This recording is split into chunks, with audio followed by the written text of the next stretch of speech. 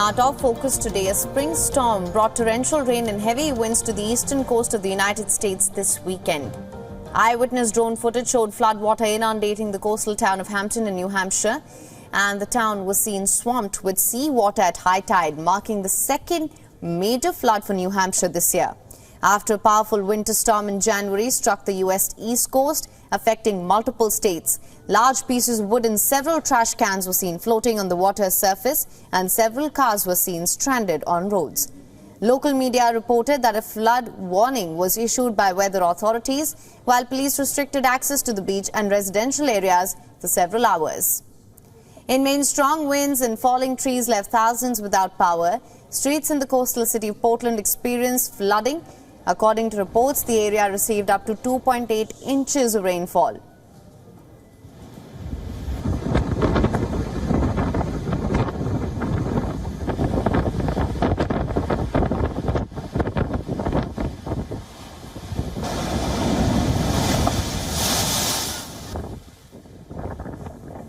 Water rose above stairs leading to buildings and parking lots near a pier. Cars were seen driving through the water with their wheels half submerged.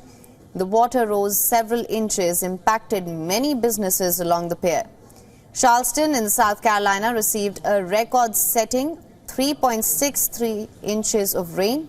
According to the National Weather Service, it set a new one-day rainfall record, and the storm headed north along the eastern coast and combined with a different weather disturbance over the Great Lakes, increasing the flooding and damage.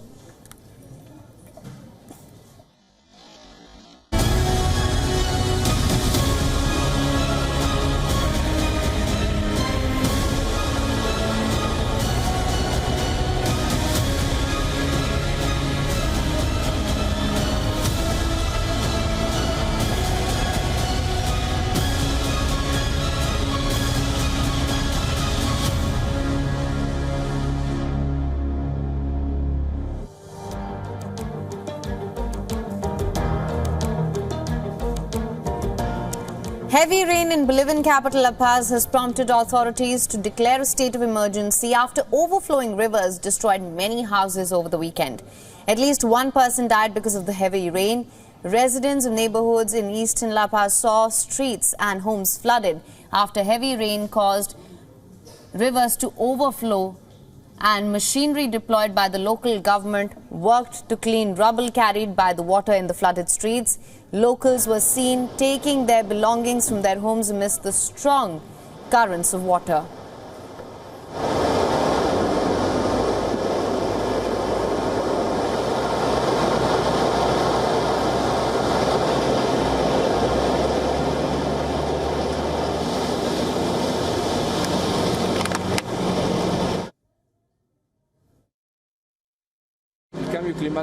Climate change affects us. Climate change came as the result of the burning of trees.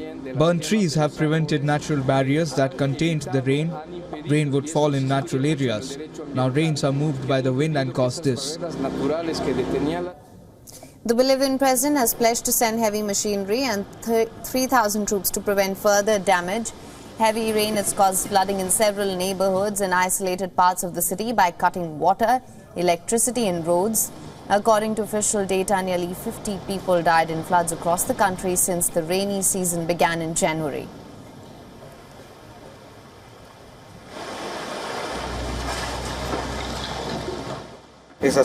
Our three main tasks are to secure potable water services, to contain the overflowing as much as we can, and to restore the electrical system as soon as possible.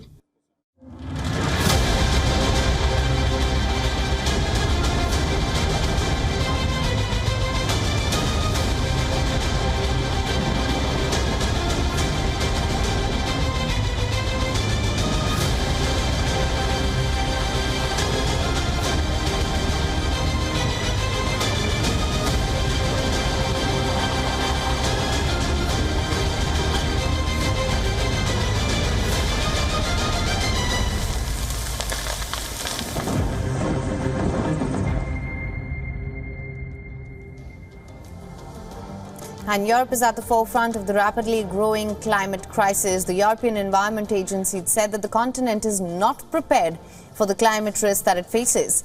The assessment identified 36 significant climate risks in Europe with potentially severe consequences. The report says more action is needed to address half of those risks and at least 5 need urgent action.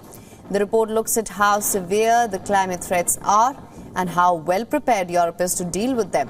It says the most pressing risks are heat stress, flash floods, the health of coastal and marine ecosystems, and the need for solidarity funds to recover from disasters.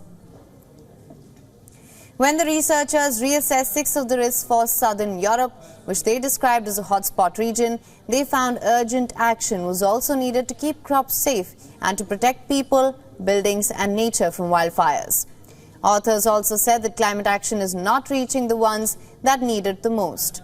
The report also warns of cascading and compounding risks. For instance, hot weather will dry out southern Europe, killing crops and shrinking water supplies. But it will also harden soil, making flash floods more likely, and dry out vegetation, meaning wildfires can spread faster. Europe has heated up more than any other continent since the Industrial Revolution. It's heated about twice as fast as the global average. The report also says several climate risks have already reached critical levels, and if decisive action is not taken now, most climate risks could reach catastrophic levels by the end of the century. So this should be the final wake-up call.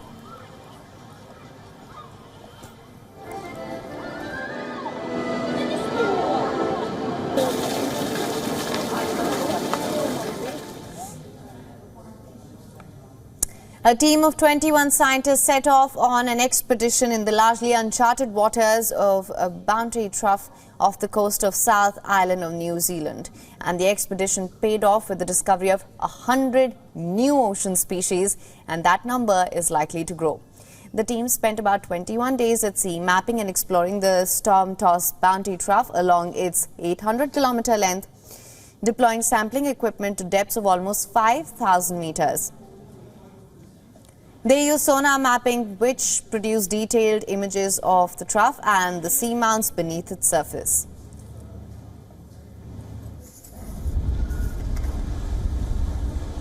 It does look like we have a great haul of new undiscovered species. What's really surprised me here is the fact that this extends to animals like fish. We think we've got 3 new species of fish. Dozens of mollusks, 3 fish and a shrimp. That is the predatory type of mollusks among new species were found in the expedition. Each of the almost 1,800 samples that were taken reveal another clue in the puzzle of life in the deep oceans.